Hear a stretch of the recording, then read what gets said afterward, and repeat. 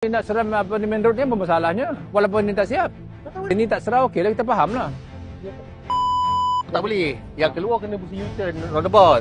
Nak elakkan krem naik tu yang Mana kat sini no entry lah. nanti dia akan no entry. No entry lah.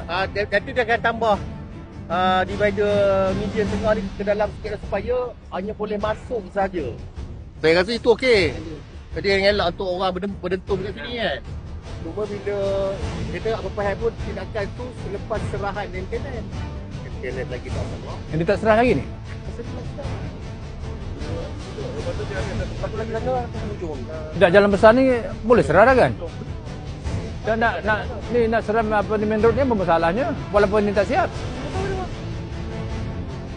Kalau ini tak serah okey lah, kita faham lah. Kita boleh buat. Apa nanti saya cek bagi yang latestnya.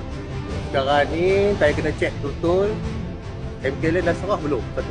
Dah masuk bentukan baris ke tidak? Kalau dah masuk bentukan baris, surat follow up je surat. Maksudnya tolong tindakan cepat kepada FBI untuk buat yang itu tutup bagai semua. Lepas tu pasal kita nak selesaikan masalah roundabout tu, itu je cara dia. Dah ada cadangan dah makin. Cuma dia orang tak proses tu sebab itu hari takut benda tak serah.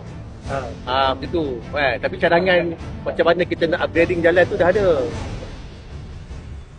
Azri buat sini satu lah ya? Sebab dia turn, sebab dia menurun, dia laju. Sebab dia tengok tiba pagi orang lalu sini kan. Kalau dia nampak free, dia tak tekan break. Terus. Cadang sini satu lah sini. Kalau boleh, dia orang pagi turun tak ingat lah. Turun sampai sana. Mana elok sini hal ya? Sini satu ni. Aneh betul-betul dia orang akan slow. Dia memang akan berhenti terus kat sini.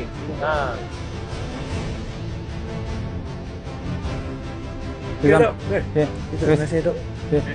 Okey je. Baik.